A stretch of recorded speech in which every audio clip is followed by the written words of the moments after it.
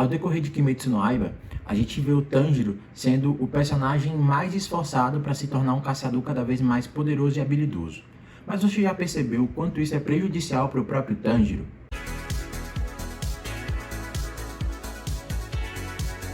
Olá, eu sou o Luan e bem-vindo ao canal do Lu. Aqui animes e mangás tem sempre espaço para o debate e uma boa conversa. Se é a sua primeira vez aqui, não esquece de curtir, comentar e compartilhar, porque ajuda muito o meu trabalho que está começando aqui na plataforma e toda ajuda é sempre bem-vinda. O seu curtir, o seu comentário, o seu engajamento é muito importante, então por favor não esquece de fazer isso. E a gente já vai pro vídeo, mas antes realmente reforçando isso de curtir, comentar e compartilhar. Olá, eu sou o Lu e bem-vindo ao canal do Lu. Aqui animes e mangás tem sempre espaço para o debate e uma boa conversa. Se é a sua primeira vez aqui, não esquece de curtir, comentar e compartilhar. Mais uma vez, muito obrigado pelo seu engajamento, por estar aqui assistindo. E vamos direto pro vídeo, que é o que interessa. Kimetsu no Yaiba, ou Demon Slayer, se o seu senso ocidental não consegue falar o nome japonês, você sabe que o Tanjiro ele é um personagem muito esforçado. Ele quer se tornar cada vez mais poderoso, mais forte. E como eu disse na introdução, isso não é muito legal para ele. E eu já vou explicar o porquê. E aí, antes da gente discorrer um pouco sobre como o Tanjiro tem a síndrome do impostor, eu preciso explicar para vocês o que é a síndrome do impostor para todo mundo entender. E aí eu vou pegar minha colinha aqui. Esse termo foi usado pela primeira vez em 1978 pelas psicólogas Pauline Clancy e Suzanne Imes. E a síndrome do impostor é um fenômeno psicológico que afeta pessoas que têm dificuldade de reconhecer suas próprias conquistas e atribuem o seu sucesso à sorte, ao acaso ou à ajuda de outras pessoas. Essas pessoas vivem com medo de serem expostas como fraude ou impostores e sofrem com ansiedade, baixa autoestima e perfeccionismo. Algumas características da síndrome de impostor são necessidade de se esforçar demais para justificar o desempenho, autossabotagem por acreditar que o fracasso é inevitável, medo de se expor, ser avaliado ou criticado, entre outras coisas. Mas Luan, de onde você tirou essa ideia de que o Tanjiro ele tem a síndrome do impostor?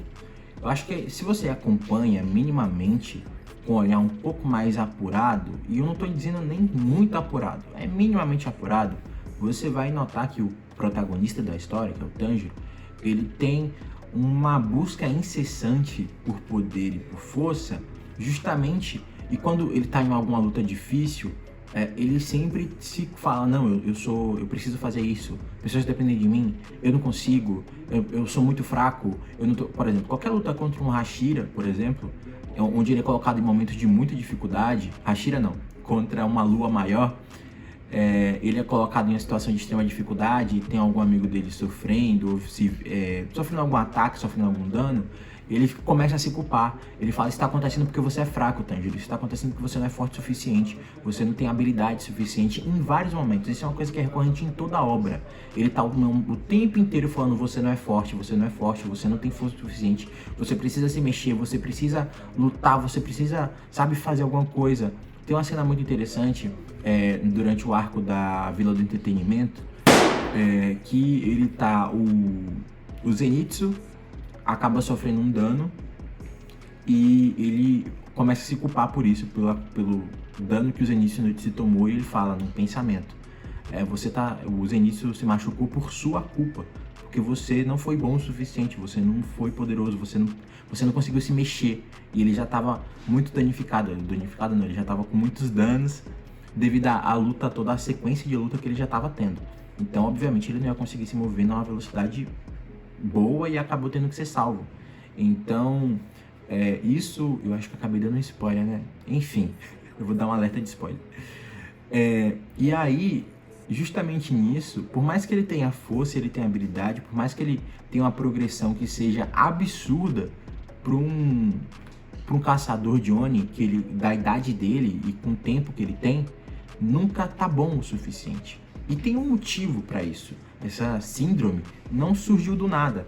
Tem uma explicação para isso. E é uma explicação muito plausível, inclusive. Acontece que o Tanjiro, ele se culpa muito pela tragédia que aconteceu com a família dele. Ele era o irmão mais velho, teve que buscar lenha ou vender alguma coisa, né, numa vila. Eu não lembro exatamente do detalhe do primeiro episódio. E acontece que a família dele é toda, né, enfim, acontece toda aquela tragédia. Eu não vou ficar falando aqui porque o YouTube não engaja muito. Mas acontece tudo aquilo, toda aquela tragédia com a família, ele não estava naquele momento. E mesmo todo mundo sabendo que ele não conseguiria fazer nada em relação à tragédia que aconteceu com a família dele, ele se culpa por ter o peso da responsabilidade de mais velho, por ser a figura masculina da casa, né? A figura de referência masculina, já que o pai havia falecido.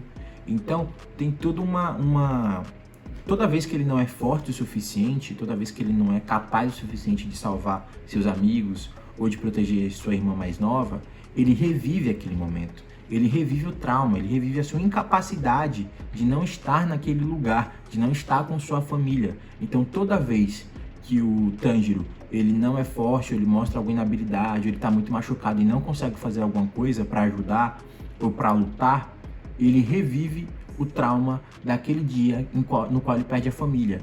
Então, essa síndrome do impostor, essa baixa autoestima, esse perfeccionismo exagerado, essa necessidade que ele tem de estar sempre querendo mostrar que é habilidoso e que pode ajudar, é uma forma dele querer se redimir com o passado, dele se redimir com a tragédia que aconteceu no qual ele não estava.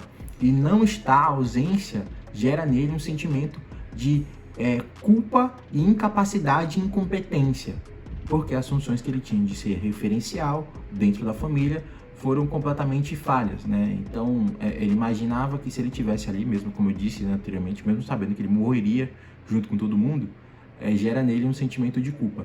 Então é muito interessante a gente analisar como é profundo o personagem, a construção mental, a construção da psique desse personagem. É um personagem muito complexo e que tem muitas camadas de tristeza e traumas e dores.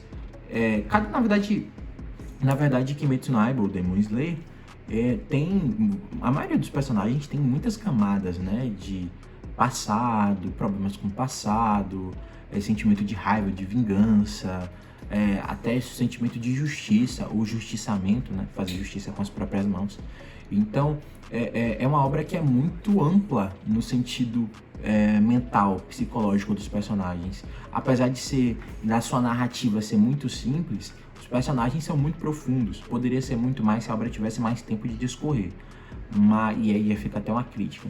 Mas, em relação ao protagonista, por exemplo, o Tanjiro, é completamente complexo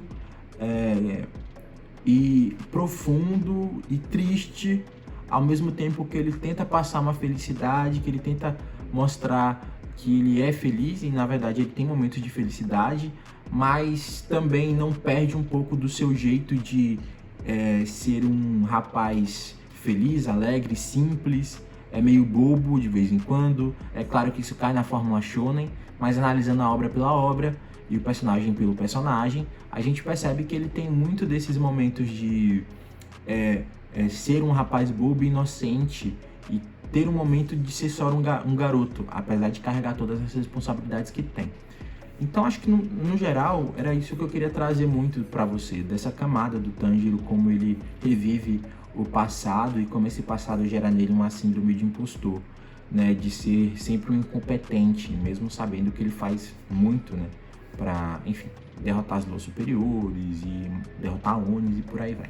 Então é isso, pessoal, o vídeo de hoje vai ficando por aqui, eu espero que vocês tenham gostado, né? Se você gostou, não esquece de curtir, comentar e compartilhar para continuar engajando o meu trabalho aqui. Como eu disse, eu vou ficando por aqui, muito obrigado pela sua audiência, pela sua credibilidade, pela coisa mais importante que você tem, que é o seu tempo. Vou ficando por aqui e até a próxima.